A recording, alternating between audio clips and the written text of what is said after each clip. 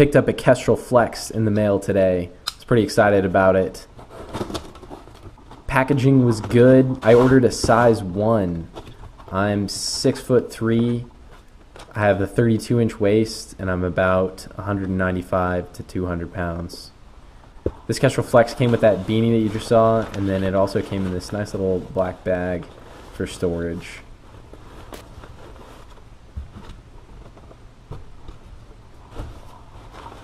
I got the ASAT camo pattern, and you can see the flex of the Kestrel Flex there. All in all, great packaging, and I was pretty excited to give this thing a try. Okay, so the first thing I'd like to talk about is the bridge and the bridge material. So the difference between this one and the AeroHunter Evolution, which is the saddle that I had previously, first thing, starting off here, you can notice that it has a spliced eye. So that's definitely an improvement from the figure 8 or whatever the other knot was that attached this side of the bridge to this side of the saddle. So to me, that's an improvement. It's a weight save for sure. The material itself, this is an option that AeroHunter put out. They had the Samson Predator rope out of stock, and they emailed me and gave me the option of trying to get this rope, which is, as you can see, kind of a high-vis orange rope as a substitute for the Samson Predator. It was going to get here a week earlier if I ordered that, so I went ahead and got this rope. To me, it's no big deal. I kind of like the high vis, just helps you be able to see it. It's also in orange, so deer obviously will not be able to see this. And then if I want to, I have length of Samson Predator myself that I can put in here instead. Okay, moving along to the side. It's just got a little fisherman stopper knot here at the end to stop it from sliding through. And then you can see they got a prusik tied to a carabiner, and then the carabiner attached to the other side of the saddle. Okay, so you have your two bridge attachments here and the bridge material running through. Demonstrate how that prusik works. If I wanted to lengthen the bridge, I'm just going to pull, and I now have a longer bridge. If I wanted to shorten the bridge, just pull it right through. You now have a shorter bridge. And then obviously when it pulls on the saddle, it's not going to go anywhere. So pretty good construction on the bridge. The next thing I want to discuss is this carabiner. It is a 5 kilonewton rated carabiner. From the looks of it and the feel of it, it's very sturdy. Just unclipping it from that bridge. It kind of has the dual safety system where you can rotate and then press down, and that unlocks it. So you have the action of rotation and then pressing down, keeping you nice and safe. And then one-handed, still pretty easy. You can rotate, push down, okay?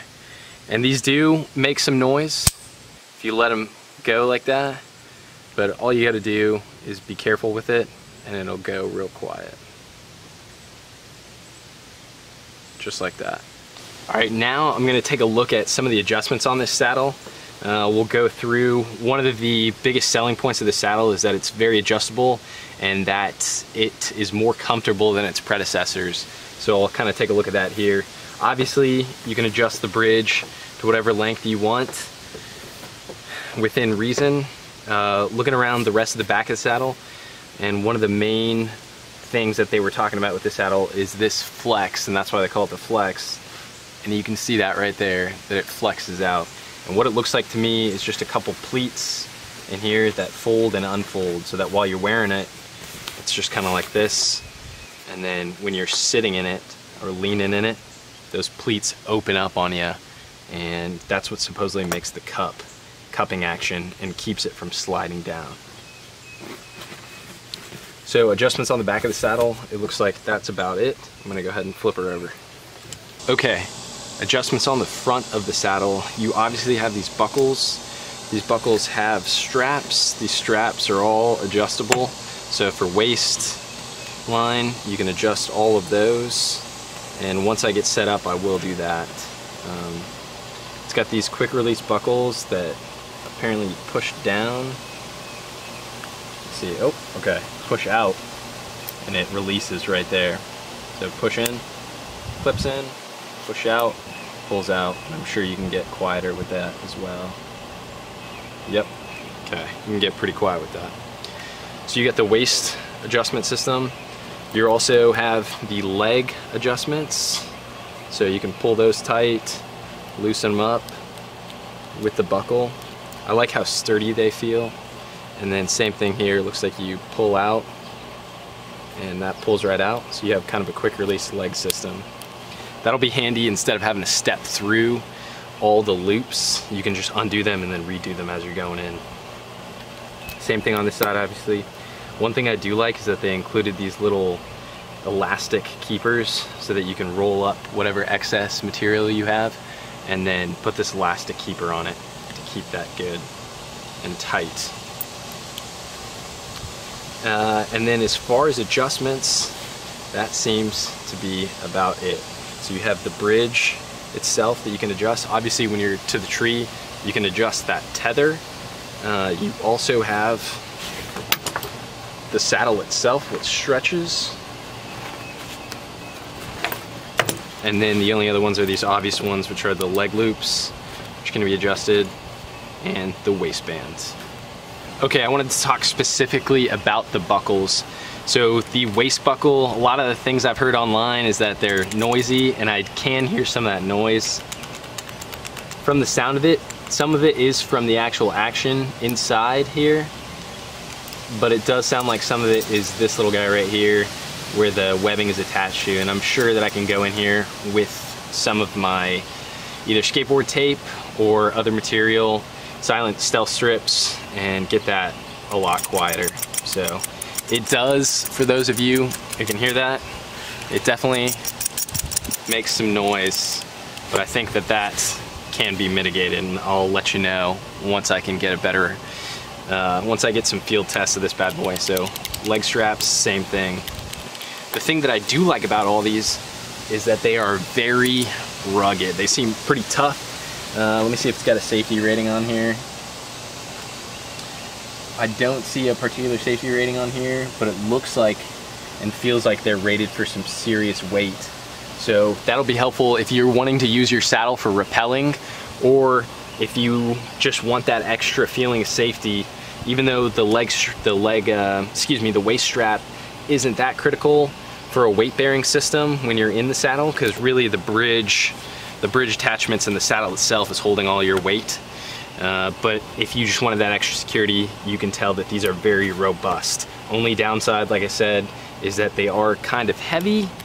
And then so the one other downside is that they do make a little bit of noise, and I'll see if I can get that out of them. Another thing that strikes me about the Kestrel Flex is the seat material. So my first AeroHunter Evolution had kind of more of a canvas material. This has, I think it's called Cordura, but it's like a leathery material. And to me, just being honest, looking at it, it looks like I'm gonna sweat like crazy in this saddle, to be honest. I'm not like a big sweater or anything, but just the way this material is, looks like you'll be wearing basically leather chaps into the woods.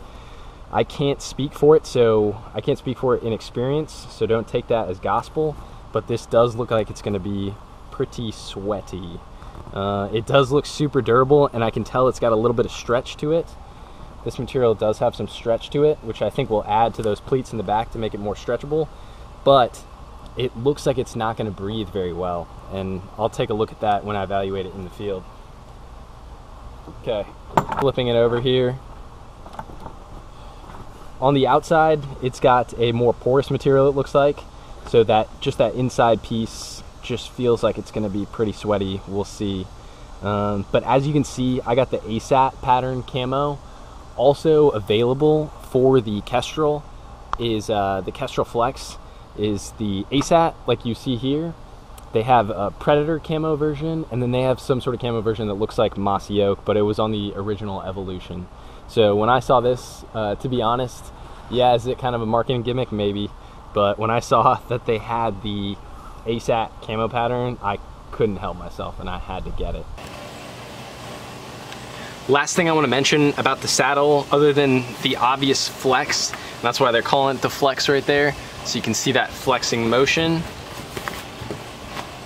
is this MOLLE system. And there's been a lot of controversy between the tethered Mantis and then this Kestrel, I guess all the AeroHunter saddles that have the double MOLLE system. It seems to me that you definitely have more options here with the double MOLLE. Do you need them? I don't know, I'll see. It seems like the more you attach, the more weight you get, and then just the more cumbersome you are, and then you might as well be using a tree stand. But right now, looking at it, I do like how it makes it nice and stiff up top for that waistband. That'll probably make it easier to put on and index in the dark. And then just having the double MOLLE gives you the option if you want to put it up higher or lower in any of these areas, or if you want to double rig something through the MOLLE to just make it more stable in the system instead of just putting it through one loop of MOLLE. So you have that double MOLLE system, and to me it looks pretty good. Here I want to just take note of your lineman belt loops. So it appears that they sewed in a red color into the inside just to make it more visible, and then there's also reflective tape or reflective thread on the inside, so if you're using a headlamp or you're going in the dark, you should be able to see that a little bit better. And on the other side, same thing. So you have your lineman's loop belt here, which you'll attach your lineman's belt to, and then you have the actual bridge attachment right here. So both of them have that red color to make it more visible, and then it also has the reflective material in there to make it more visible in periods of darkness. So I do like that system. I'll see how it plays out in the field. All right, now that we've looked over some of the features of the Kestrel Flex, let's go ahead and see how she rides on the tree.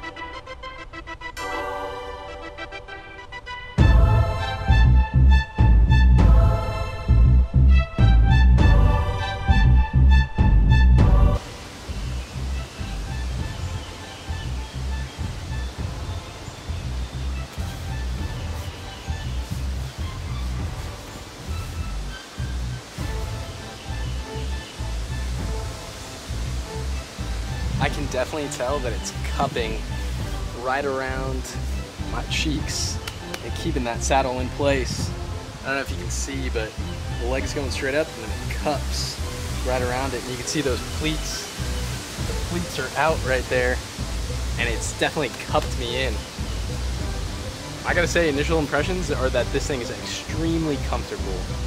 Man, I tell you what, I got a tethered Mantis on the way, but I don't know that I could ask for anything better than this. This is my own tether that I made. This is the lineman's belt from my AeroHunter Evolution. So I'll probably be replacing this with some Samson Predator rope in the future. But right now, I'm really impressed with this bridge. Feels great. And the way it cups, the way it feeds into these straps, and I can just feel the pressure running down both sides. It feels amazing. And then this cup, I don't think I've ever been in a saddle more comfortable than this. So there you have it. To wrap things up, I wanted to talk about some of the biggest strengths and weaknesses that I saw of the Flex initially. So number one, I'd say the biggest strength of the Flex is what it says in the name. So that saddle, when those pleats open up and it flexes, that was by far the most comfortable saddle experience I've had. And I only got to sit in it for a few minutes, but I've spent 3 years now hunting out of my Evolution, and this thing, which has far less material, was still way more comfortable than anything I've experienced with the Evolution. Didn't have the back bend or anything like that, but just feeling the way it cupped me and kept me in place, it was extremely comfortable.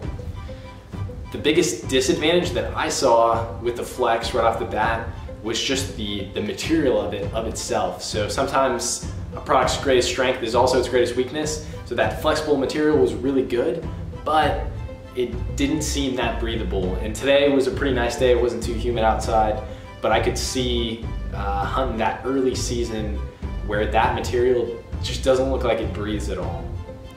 So after looking at the Kestrel Flex and the tethered Mantis, I haven't been able to get my hands on a Mantis yet. I've ordered one and it's coming in the mail hopefully soon. It's been a few months on order, but once I'm able to get my hands on one of those, I'll do a review for that as well. But just from what I saw of the Flex, I think it's gonna be pretty hard to beat. I think the only thing the Mantis might have is weight on the Flex. That the Flex came out to be about 3.9 pounds with the lineman's belt and the bridge on it. So add a couple more if I add any other accessories, and that's probably gonna be, it's still gonna come under 5 pounds, but I know that the Mantis is coming in a lot under that.